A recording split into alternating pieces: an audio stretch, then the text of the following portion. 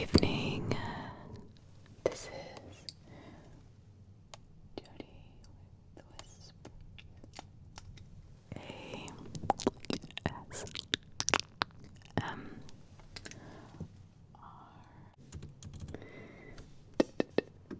Sit back. Relax, relax. Relax, relax, relax, relax. And enjoy.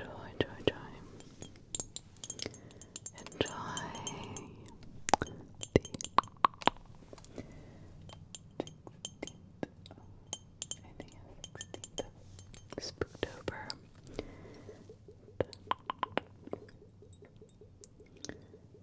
Relax. Take a deep breath.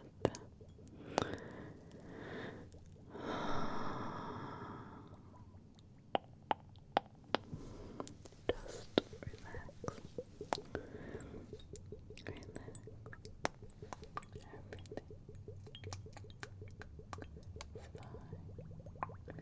You're here with me now. You are here with your girl Jodi. Just relax. Just enjoy the sound of my voice. We do whisper on this channel, and if you don't like whispered content, then please pick another video.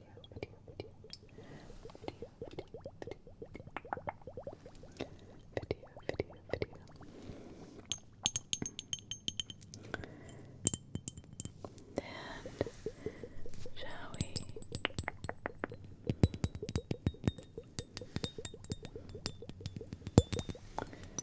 Shall we begin?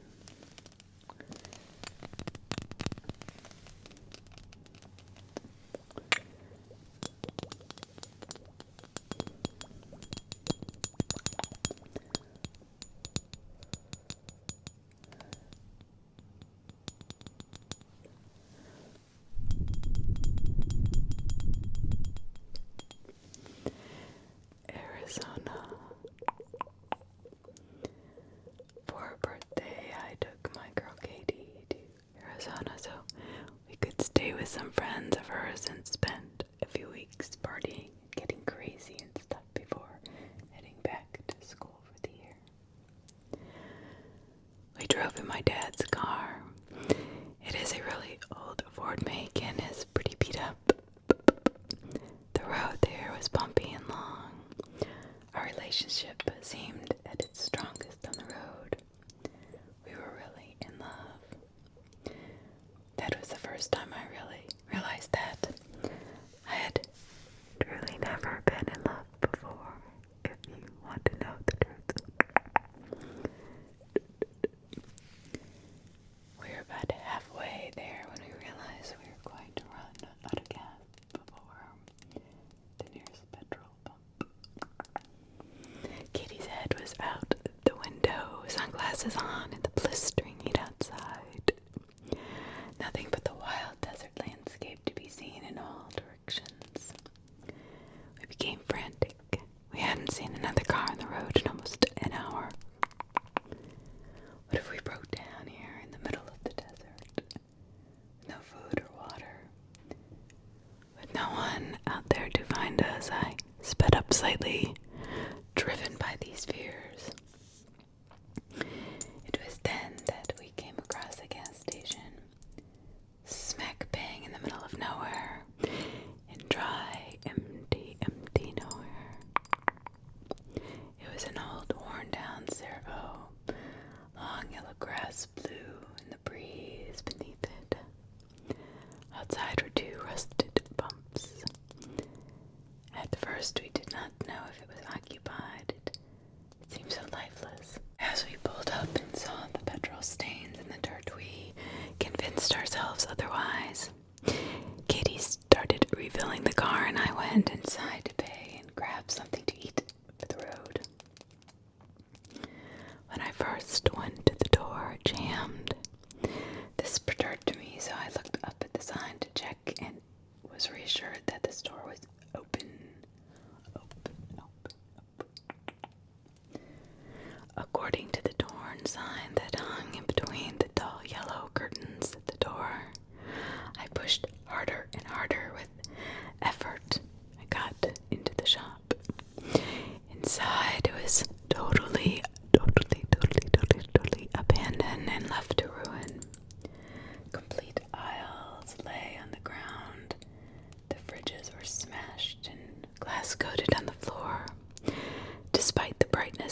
Inside, the interior of the gas station was dark and bitterly cold. Then there came from behind me this quiet weeping like a child. I felt my heart race. It was coming from the back room.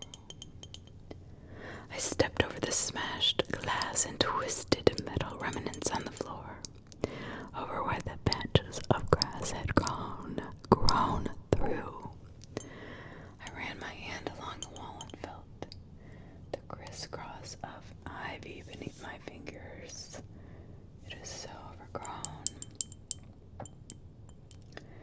There came the crying again, and now I was facing the back room door. It was directly in front of me. I pushed the door open and it creaked with rust in its joints. Inside there lay several wooden steps into the basement. It was pitch black and the smell was horrific. The drip,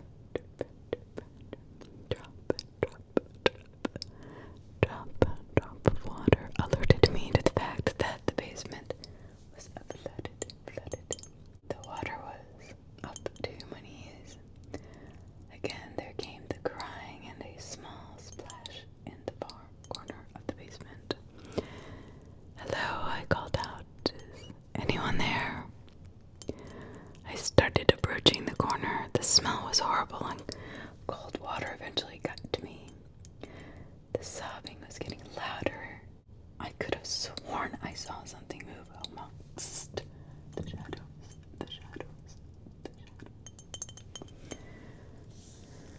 Hello, I called again. What's wrong? Are you okay? Hello. Again, I called again. Are you okay? Hello. I finally reached the corner. It was still dark. I had to bend down to avoid the pipes, which leaked down my back and trickled down my spine. The figure in front of me was very small. The figure in front of me was very small.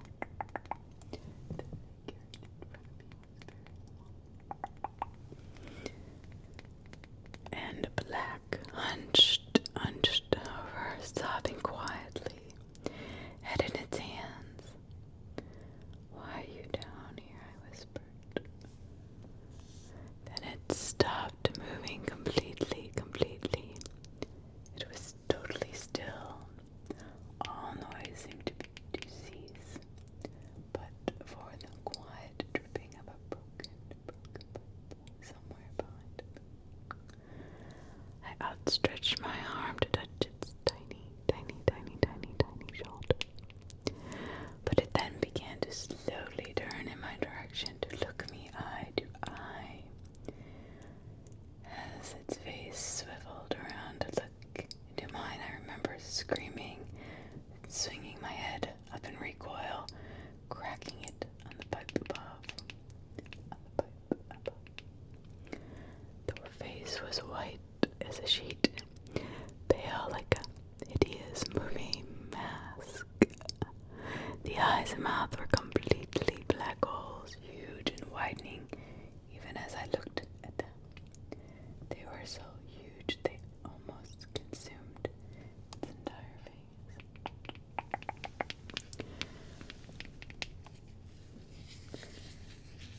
Huge and consumed its entire face.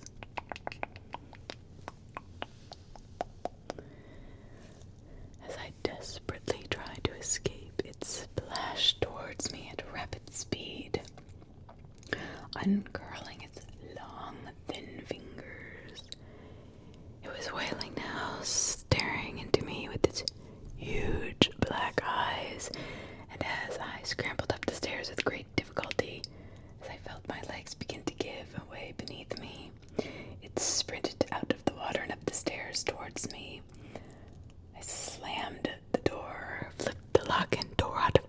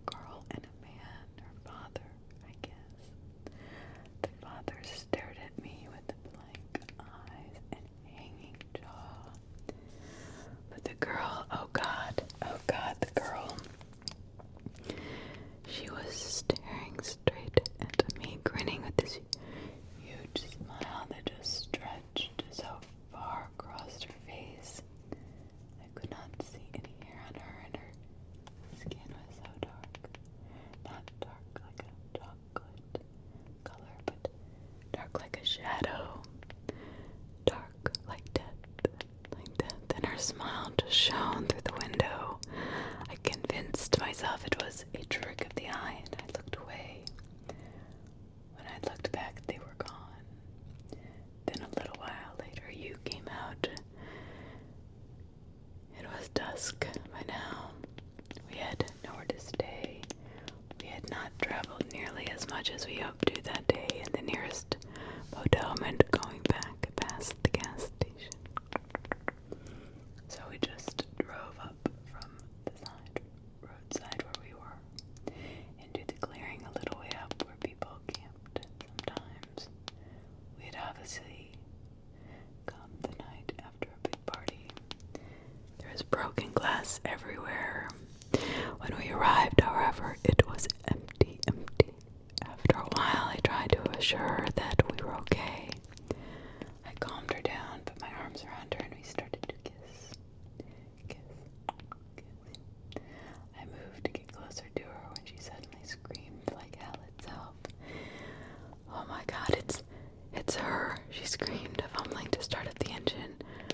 I turned in time to witness a small black face grinning literally ear to ear, with only darkness inside. It was crawling into the car through my open window with its limbs splayed out like an insect. It had too many limbs, way too many long arms.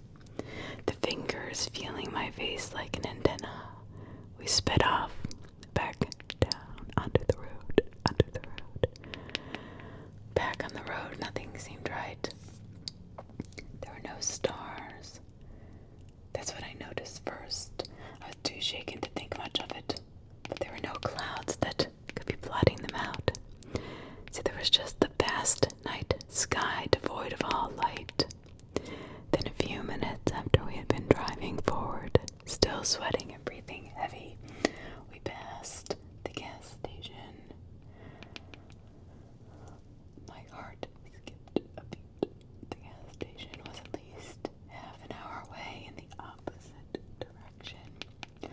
All the lights were on, and I saw the doors sliding open as we shot past it. Katie was in such hysterics, she found it hard to keep driving. We stopped the car in the middle of the desolate road. I decided we should switch seats so that I could drive. She shuffled across from her seat to mine. I opened the door to get out as soon as I was outside. The foul stench of the basement overwhelmed me. I gagged and then vomited down the side of the car. It was then I noticed the runner, a pale white thing sprinting towards us through the fog. Its limbs practically a blur. I could make out no face. How long had it been following us, running after us in the night? I got into the driver's seat as quickly as possible. We drove off again, not talking. Katie whimpered and I silently prayed. I prayed. Then we passed the gas station again. The door was open now. There were two figures standing at the door waiting for us, I guess. Waiting for us. Waiting.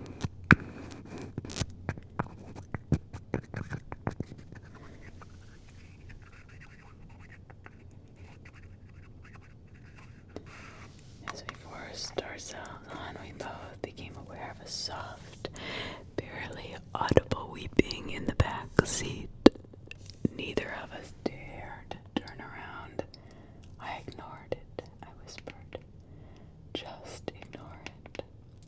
My trembling hands gripped the steering wheel. Katie was curled in a fetal position, holding her head in her hands. The wailing increased, becoming extremely loud, ear-piercing and horrific.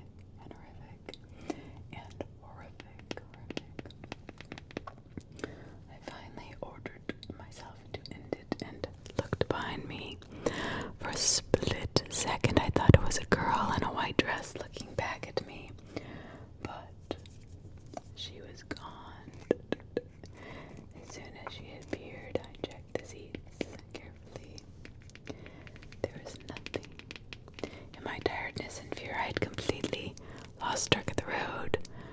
I drove on all through the night as Katie whimpered. I touched her once, but she screamed, and I never tried again after that. The noises from the back seat started up again. We passed the gas station twice more. Twice more. The people at the store were closer and clearer every time. The finest slither of red light had begun to settle onto the horizon.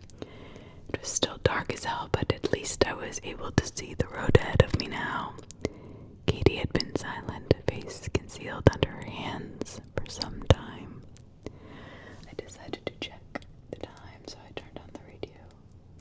At first, there was only static instead of time. Anything at all. The digital clock simply appeared black.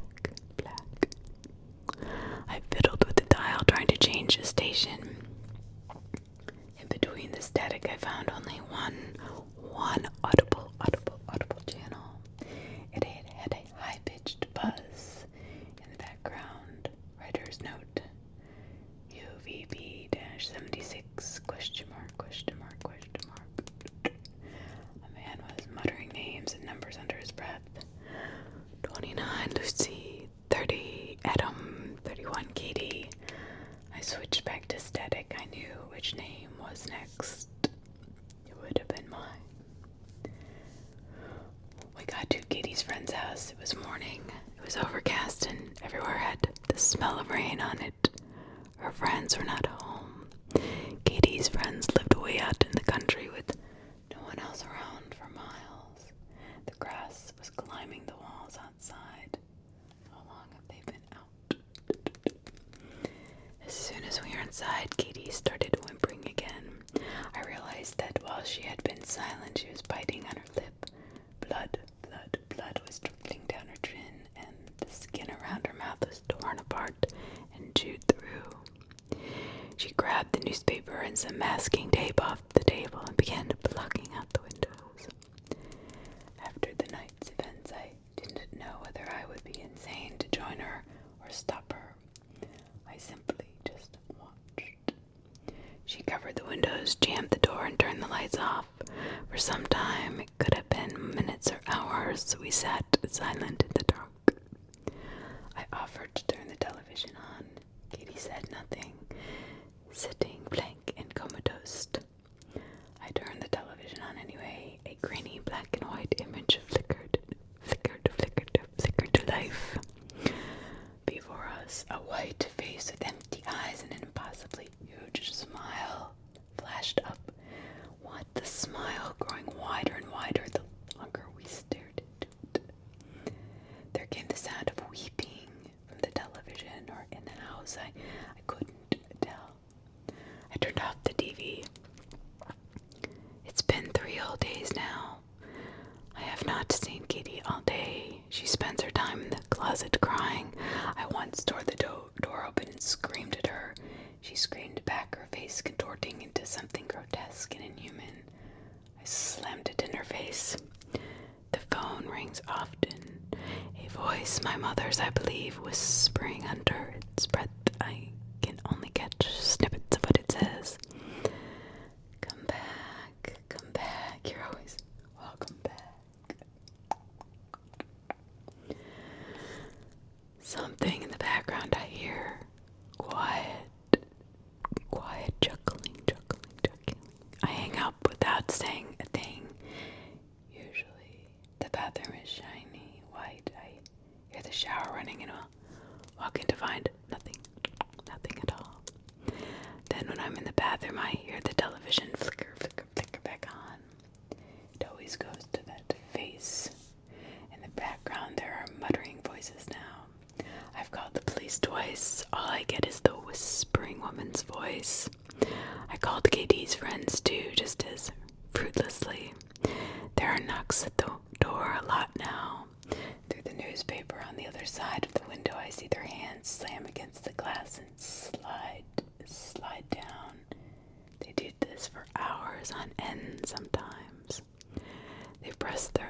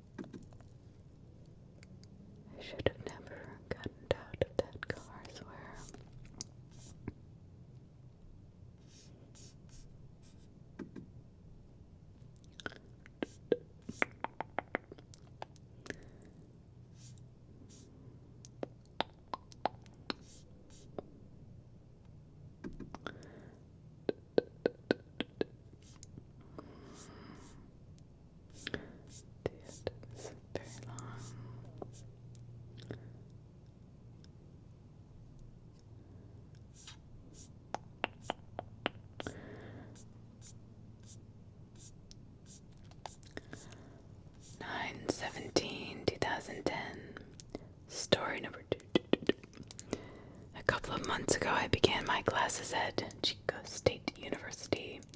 As I was prepared for my freshman year, I was able to find everything that I needed except for a laptop. I'm not exactly very good at letting $1 go over something, especially when I could get that something for less. I scoured the internet for good deals on laptops, finding none that suited my frugal habits. Classes were only 2 weeks away, and I was becoming desperate for a computer. Several days later, I saw an ad in the newspaper for a laptop that was being sold for only $600, and not too far from where I live. It was a very nice Dell laptop too. Seemed odd that it was sold for almost $1,000 less than the store price. I drove to the seller's address the following day. The house was farther out of the city, putting up to a dense forest. Outside the house was an old Chevrolet and a mess of an old sign and other various vintage-looking items. I rang the doorbell, and a thin man in a flannel jacket came to the door. When I asked about the laptop, he looked almost relieved and told me that he was ready to sell it immediately. Luckily, I came with cash in one hand, and after proof of good condition, I went home with a new computer.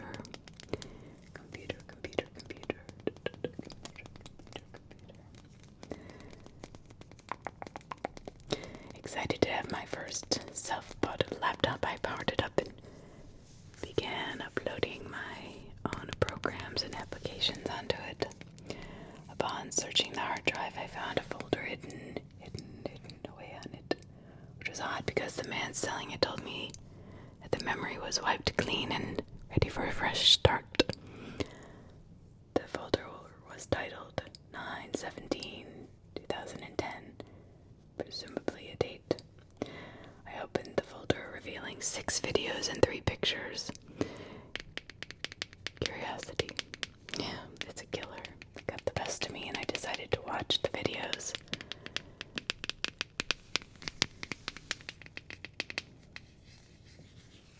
The first video was shot from a shaky camcorder titled simply 001. It was recorded inside a vehicle, recording a woman walking out of a bar and getting into her car at night. After a couple of seconds, the woman drove off, and almost immediately the person recording the video began to drive. The video ended after 24 seconds. It almost seemed like the cameraman had been waiting for the woman for a while.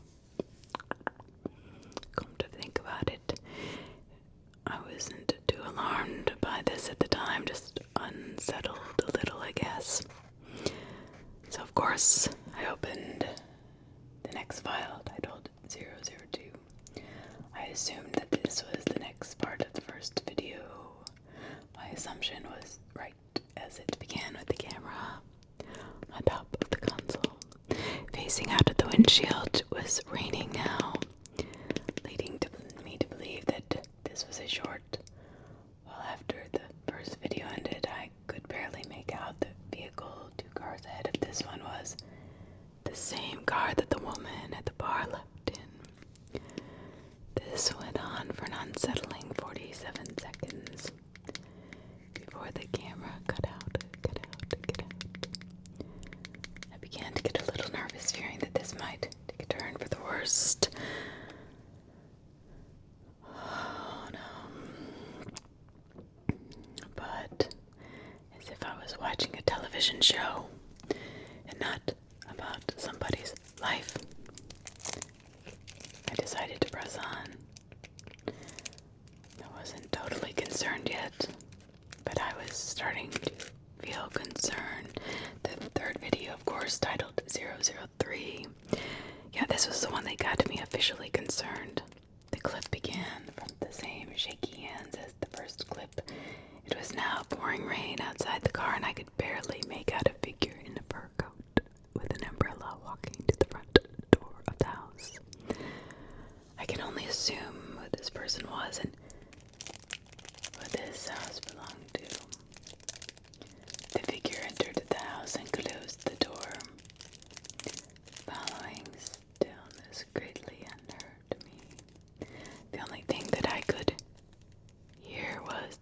sound of rain dumping on top of the car.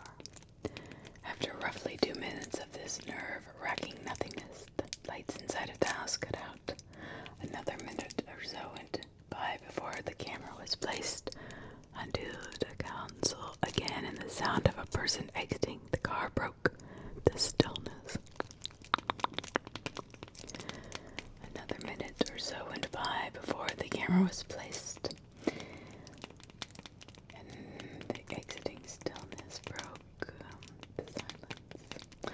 After the car door quickly closed, another figure, this time hooded, could be seen walking towards the house. I began to feel a knot tightening in the bottom of my stomach as the stranger walked around the back of the house. However, this person was definitely not supposed to be there. Whoever this person was, they definitely were not supposed to be there. After another couple of seconds, after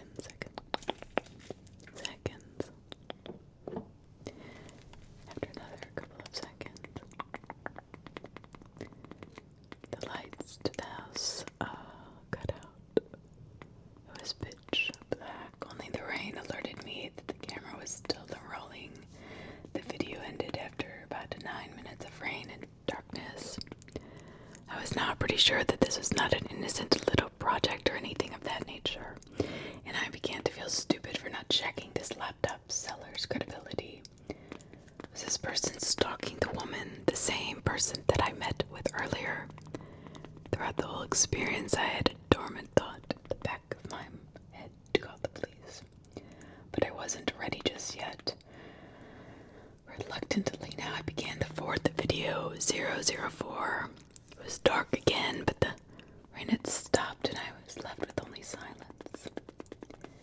Not long after the clip began, I could make out the sound of footsteps on gravel, getting louder as someone was approaching the vehicle.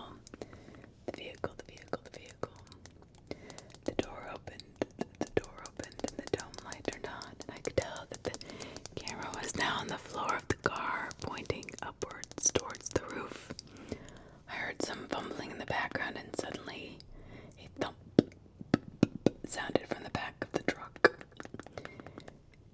An arm abruptly obstructed the camera's view, and a large tarp could be seen being pulled out from the car. I had only one scenario running through my head, and I hoped that it was not true. The person picked up the camera and put it back onto the console again and began to back up. They drove for a good 3 minutes before parking in a branched off road and exiting the car to work on the load they were carrying. 6 minutes after the car was moved again to a different location, and the camera was picked up and carried underhand away from the car, I could see now that it was the same shit bucket truck that was in front of the seller's house. I was about ready to call the cops on this creep when the camera turned towards the house. It was a completely different house than the one I visited. I was a little relieved by this. I thought it didn't prove anything.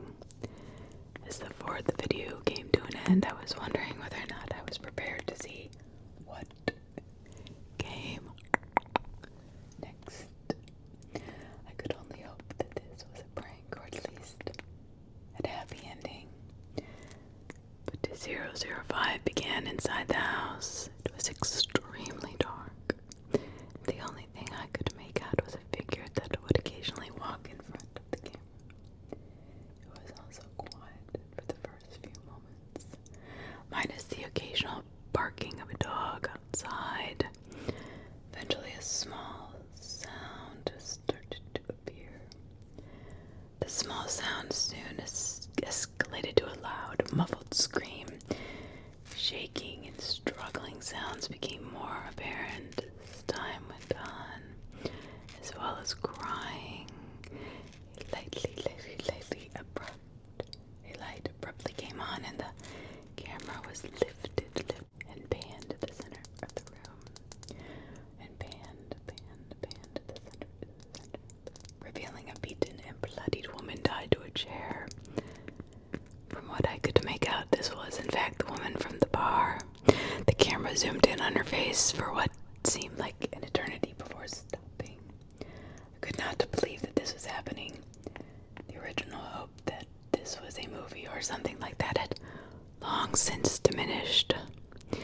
With only one video remaining, I was beginning to fear my own safety. I locked my door, closed my blinds, and pushed onwards. I began 006 with the small hope that this woman was still alive and that I could have her saved. The final installment of this horror show began in a bathroom setting. The camera was placed on the counter facing a mirror in which I could see a door. The only sound I could make was a familiar sound that destroyed my hopes. Power tools, power tools, power tools, power tools. I sat in front of the screen for what felt like hours before the sound stopped. Silence, then heavy footsteps accompanied by what sounded like something being dragged. The doorknob turned and the door was pushed open. Out of the darkness of the rest of the house appeared a middle-aged woman dressed in what I can only describe as lab attire. Lab attire. Sporting a respirator and a pair of long rubber gloves. This, for some strange reason, gave me a small amount of relief. In the reflection, the woman struggled to drag something to the tub. As she hoisted it into the tub, I could see that it was a large black garbage bag. I felt like I was dreaming. It was like I was watching a horror show unfold on the screen. She lifted the bag up from the tub, now empty except for whatever entrails that still dropped out. She picked up the camera, placed it on the ground facing the tub. On the floor in front of the bathtub was an assortment of corrosive substances and several of the other empty containers. The woman began to dump the liquids into the tub, which was followed by an awful, awful noise that I can only describe as pop rocks mixing with coke. The video ended and I was left bewildered and panicked. I finally opened the pictures. The first was a picture of a truck. The second was a picture of the girl tied up before she was beaten, and the third brought up a corrupted file notice, but maybe that's a good thing. I managed to keep the two pictures before I handed the laptop over to the police. I was reimbursed my $600 along with a bonus. Apparently, the victim was the young girlfriend of the older woman's ex-husband. The older woman was arrested almost a year before, but was freed on all charges due to lack of evidence, and the ex-husband was incarcerated instead. I guess this was the missing link. I hope this has solved any unanswered questions. And though I'm not sure who the man in the flannel jacket was, or how he got a hold of the laptop, or how he owns the same truck as the murderer, I guess I will just leave that